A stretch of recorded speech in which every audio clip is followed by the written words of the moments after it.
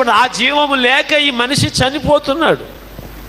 అందుచేత మరణమునకు లోనైన ఈ మనిషికి యేసుక్రీస్తు యొక్క ఆత్మనిచ్చి లేదా యేసుక్రీస్తు యొక్క జీవాన్నిచ్చి ఈ మనిషిని బ్రతికించాలనేది దేవుని తపన, దేవుని ఆలోచన. అందుకే దేవుడు తన కుమారుని లోకానికి పంపించాడు. ఆయన వచ్చి సిలువలో ఏమిచ్చాడు చెప్పండి? యేసుక్రీస్తు సిలువలో చనిపోతే ఏమిచ్చాడు? మన మరణమును తాను తీసుకుని తన జీవాన్ని మనకాయన ఇచ్చాడు. ఇప్పుడు ఆయన చనిపోయాడు, మనందరం జీవించి ఉన్నాము. హల్లెలూయా.